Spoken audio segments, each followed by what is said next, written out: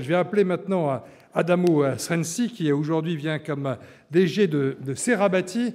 Donc Adamo, j'ai le plaisir de l'avoir rencontré ici, il y a 3 ans, au moment où on parlait plutôt d'hydrogène, puisqu'il est aussi de l'aventure avec Pascal Mauberger de McPhy. Mais c'est un entrepreneur.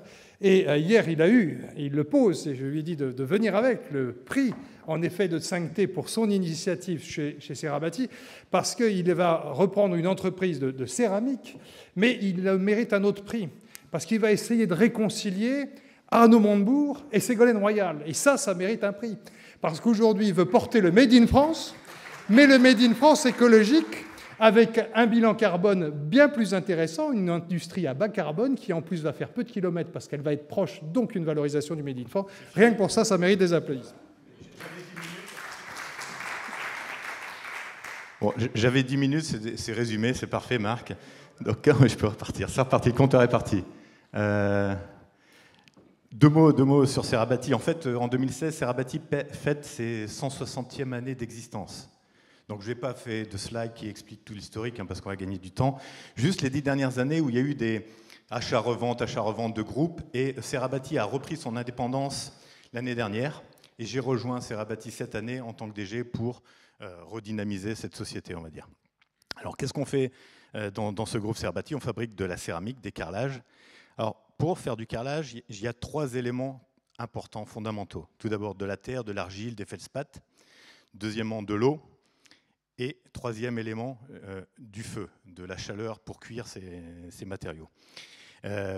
Donner 2-3 chiffres, à peu près 50 000 tonnes de terre qui sont traitées dans notre usine, 40 000 mètres cubes d'eau pour fabriquer ces carreaux, et entre 5 et 5,5 millions de mètres cubes de gaz naturel brûlé pour chauffer ces matériaux. Donc on voit les 3 éléments hyper importants, les 3 éléments de constitution du matériau.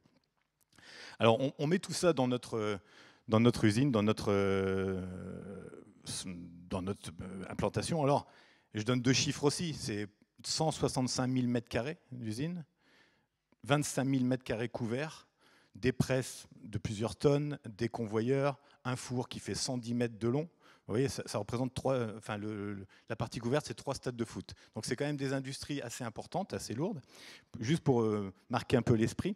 Et c'est chez nous, traditionnellement en France, on a ces pépites, je dirais, de technologie et de savoir-faire qui ont été un petit peu abandonnées. Alors premier point important, c'est un site classé, soumis à autorisation, ce qui, au-delà des contraintes administratives, on peut toujours pleurer parce que c'est très compliqué, etc., c'est quand même aussi un gage de sécurité, de savoir travailler et de maîtrise de notre outil industriel et de nos processus. Donc je dirais que c'est un élément aussi compétitif important vis-à-vis de la concurrence qui pourrait venir d'Europe voisine ou lointaine, qui n'utilisent pas les mêmes outils, qui ne travaillent pas dans les mêmes conditions. Et je pense que c'est un petit point important à remettre en avant. On a un outil, on a un plus, et ça, c'en est un. Après, je vais voir point par point. Vous avez vu la première matière première, les terres.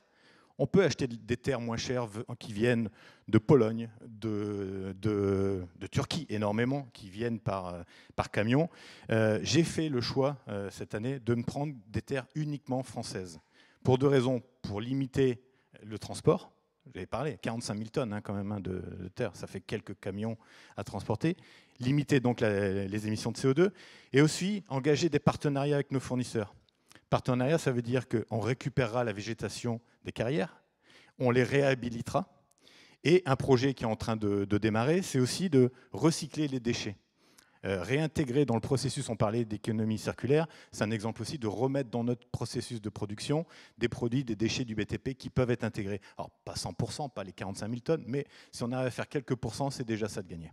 Donc ça, c'est important, premier point sur les terres. Deuxième point, sur l'eau. 40 000 mètres cubes, vous allez dire, c'est pas énorme, mais c'est déjà quand même une petite brique à laquelle on contribue. Là également, on utilise de l'eau dans 2 domaines. Un, pour produire nos matériaux et nos produits, c'est-à-dire pour diluer l'argile, les feldspaths et les amener dans le process de production.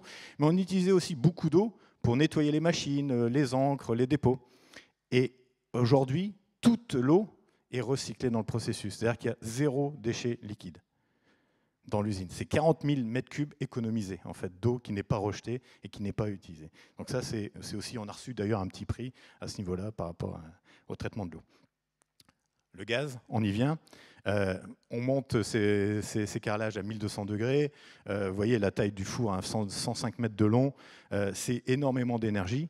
Premier travail qui a été fait, c'est d'optimiser l'isolation thermique simplement du four. Avec un nouveau four qui a été installé et un investissement sur l'isolation thermique du four, on a baissé de 20% les consommations. 20%, 1 million de mètres cubes. Vous vous rendez compte directement, c'est important. Deuxième étape qui est à l'analyse, c'est de récupérer les gaz chauds en sortie et les réintégrer dans le début du process où on fait de l'évaporation d'eau, du séchage des premières productions pour récupérer encore 20%. Ça, c'est un projet qu'on est en train de mener. C'est 1 800 000 tonnes de CO2. C'est intéressant pour une boîte comme la nôtre. Après, tout l'ensemble des déchets sont aussi traités. Là, on a plusieurs partenaires. On a quelques déchets plastiques, quelques déchets de bois qui sont tous retraités. Et aujourd'hui, on a 99% de retraitement de nos déchets sur l'usine. Alors après, ambition économique, il manque un E. Juste un petit focus sur le marché français. On achète à peu près 100 millions de mètres carrés de carrelage en France. Cerabati, 2,5 millions de mètres carrés de production. Vous voyez le ratio. 80 à 90% sont importés d'Italie ou d'Espagne parce qu'il y a des convictions. Le carrelage, c'est italien. Si on ne le veut pas cher, on va l'acheter en Espagne. Enfin, il y a des petites convictions qui sont installées dans nos esprits. Un petit calcul simple. Hein. Un camion va transporter 1000 mètres carrés. Ça fait 800 millions, qu'est-ce que je dis ? Oui, 80 millions de kilomètres de camions inutile pour transporter. Qu'est-ce que c'est que du carrelage que de la terre cuite, quoi. C'est pas non plus de l'uranium dont on a besoin et qu'on n'a pas sur place ou des produits à haute technologie à transporter. Et rien que ça génère 320 000 tonnes de CO2. Et là, on voit tout de suite des chiffres un peu plus importants. C'est l'émission de CO2 d'une ville de 60 000 habitants, 70 000 habitants. Ça commence à peser rien que sur ce marché-là. L'objectif, c'est de combattre un petit peu ça. De produire 10 millions de mètres carrés supplémentaires d'ici à 5 ans, donc économiser 40 000 tonnes de CO2. Ça créera de l'emploi, c'est déjà fait aujourd'hui, il y a quelques emplois supplémentaires sur la production, 150 emplois directs estimés, 300 indirects, et c'est un peu l'objectif que je me suis donné. Alors je vous ai parlé au début de 3 éléments importants pour faire le carrelage. La terre, l'eau et le feu, mais il y en a un qui est très très important, c'est l'homme.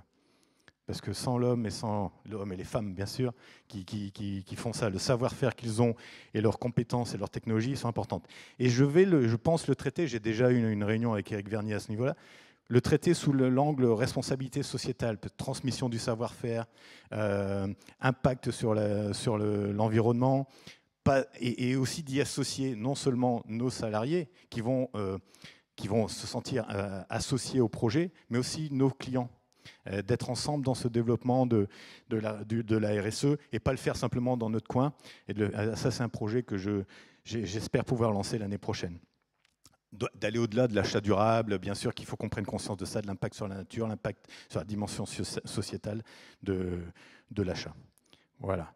Autre petit point qui me tient à cœur aussi, c'est de créer la touche française, quoi. En France, quelque chose d'un peu anormal. On est très bon dans le design, dans l'architecture, les meubles, dans le carrelage. Pourtant, ça représente plus d'1 milliard d'euros de chiffre d'affaires. Hein. Il n'y a personne, il n'y a pas d'acteur. Bon, c'est un peu l'histoire qui veut ça. Et l'objectif, c'est de faire ça. Et c'est de là aussi qu'est né mon projet de rachat-fusion du second groupe français présent pour créer une entité qui a une taille suffisante pour pouvoir être un acteur du marché français. On a plein de choses à faire valoir en France, de notre design, de notre culture. Jusqu'à aujourd'hui, les producteurs français copiaient les Italiens. Donc là, c'est de changer. Ouais.